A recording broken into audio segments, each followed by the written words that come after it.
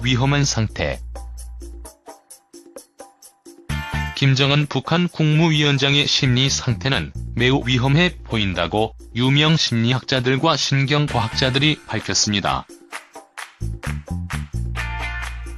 최근 언행으로 볼 때 자기도취와 편집증 등 성격장애 유형들이 더 악화되고 있어 위협적 행동이 더 심해질 수 있다는 분석입니다.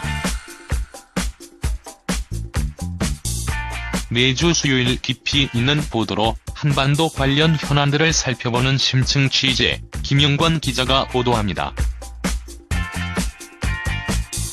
고위 관리들에 대한 지속적인 숙청과 처형, 빈번해지는 핵미사일 시험과 발사 위협, 최근 불거진 이복형 김정남 암살의 북한 배후설까지. 집권 6년째 접어든 김정은 북한 국무위원장의 거친 행보에 대한 우려의 목소리가 높아지고 있습니다. 국제심리학자들과 신경과학자들은 VOA와의 인터뷰에서 김 위원장을 직접 상담하거나 진료하지 않아 정확성을 담보할 수 없다면서도 그의 심리 상태가 매우 위험해 보인다고 밝혔습니다. 이란계 미국인으로 독재심리 전문가인 조지 타운 대학의 파타리 모가담 교수는 김 위원장의 자기도취증과 권모술수에 능한 마키아벨리즘이 극도로 더 악화되는 것 같다고 분석했습니다. 모든 것을 절대 권력자인 자신에게 집중하고 폭력적 성향을 보이며 관용을 베풀지 않고 주위를 아군 아니면 적이라는 흑백 논리로 보는 독재자들의 특성이 김정은 위원장에게서 더욱 명확하게 나타나고 있다는 겁니다.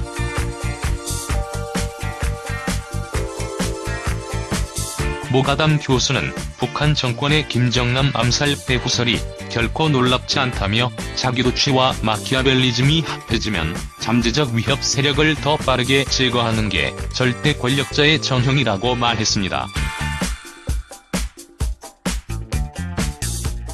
그러면서 김 위원장이 핵무기 때문에 자신의 권력을 과대평가해 행동으로 옮길 가능성이 있어 매우 우려스럽다고 덧붙였습니다.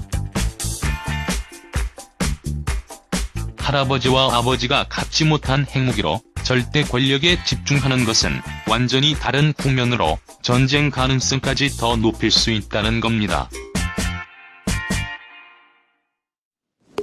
미 콜라라도 대학의 행동심리 성격장애 전문가인 프레드릭 콜리지 교수는 김정은 위원장에게서 성격장애의 여러 심각한 유형이 일관되게 나타나고 있다고 말했습니다. 자기도취와 반사회성, 가학성이 더해져 아주 심한 편집증 증세까지 보이고 있다는 겁니다. 이런 유형은 자신이 매우 특별하다고 생각하는 동시에 작은 위협에도 빠르게 반격하며 냉혹하고 타인의 고통에 관심이 적다고 콜리지 교수는 지적했습니다. 10년 전 직접 개발한 성격장애 진단 프로그램으로 김정일 국방위원장을 독재자 아돌프 히틀러, 사담 후세인 전 이라크 대통령과 비교했던 콜리지 교수는 김정은 위원장의 가학적 증세가 아버지보다 더 심각해 보인다고 말했습니다.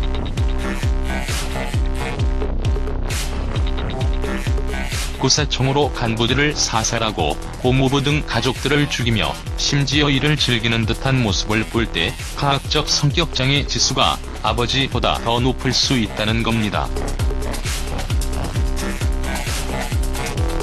콜리지 교수는 당시 정상인을 40에서 60점으로 보는 성격장애 프로그램 지수에서 김정일 국방위원장의 가학성이 81.1점으로 히틀러나 후세인 전 대통령보다 더 높은 것으로 진단했었습니다.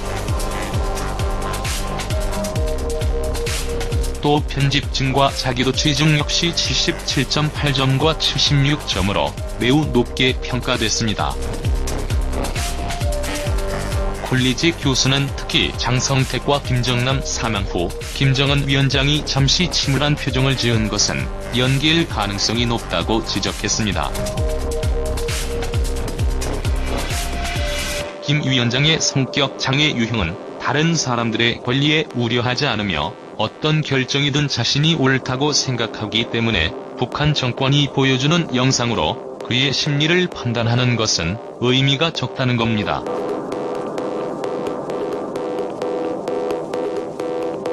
아일랜드의 세계적인 신경학자이자 심리 전문가인 이안 로버트슨 트리니티 대학 교수는 김정은 위원장의 상태를 현실적인 편집증으로 분석했습니다. 절대 권력과 위협에 대한 스트레스가 그를 심각한 편집증과 경계선 장애자로 변화시키고 있고, 그 결과 성격이 극도로 위험해지고 예측하기 힘든 행동을 한다는 지적입니다. 로버트슨 교수는 김정은 위원장처럼 절대 권력을 가지면 극단의 자기도취에 빠져 주위로부터 인정받기를 원한다며, 이 때문에 핵미사일로 외부 세계를 위협하며 관심과 존중을 동시에 받으려는 것으로 풀이했습니다.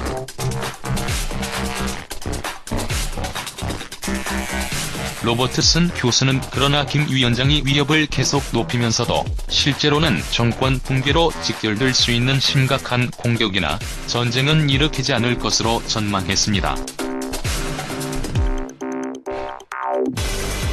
독재자와 연쇄살인범들의 뇌구조와 행동 유형에 대한 연구로 주목을 받았던 짐 볼런 미 캘리포니아 주립어바인 대학 의대 교수는 김정은 위원장을 끊임없는 권력의 도파민에 중독된 독재자에 비유했습니다. 게다가 김 위원장에게서 타인의 감정에 관심이 적고 죄책감이 거의 없으며 현실에 늘 만족하지 않는 반사회적 인격 장애인 소시오패스 증세가 보인다는 설명입니다. 이런 소시오패스 성향과 절대권력의 도파민이 끝없이 권력을 추구하게 만들어 주위나 외부에서 김 위원장을 멈추게 하는 것은 거의 불가능해 보인다고 볼런 교수는 지적했습니다. 심리 전문가들은 그러나 김 위원장이 정신병자는 아니며 매우 이성적이고 조직적으로 권력에 집착하고 있다고 평가했습니다. 이들은 김정은 위원장을 대응하는 해법에 대해서도 엇갈린 견해를 밝혔습니다.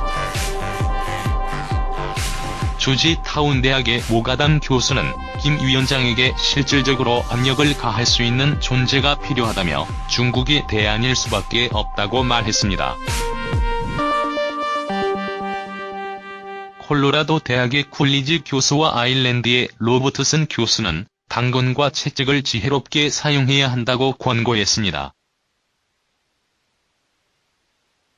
김 위원장이 범죄자로 낙인 찍히기보다 한나라의 지도자로 인정받고 싶은 욕구가 강한 만큼 대화와 접촉을 하는 한편 나쁜 행동에 대한 제재도 강화해야 한다는 겁니다. 반면 신경심리 전문가인 볼런 교수는 일반 지도자라면 협상과 압박이 통하겠지만 소시오패스 독재자에게는 이런 노력이 무익할 것이라고 말했습니다. 인정해주면 더 많은 것을 요구하는 게 소시오패스의 전형이어서 어떠한 협상도 효과가 없을 것이란 설명입니다. 볼런 교수는 이론적으로 이런 사람은 퇴출시키는 게 사회에 이롭다며 현실적 대안은 결국 외부의 진실된 소식으로 북한 주민들을 깨워 그들 스스로 지도자의 잘못을 판단하고 미래를 결정하는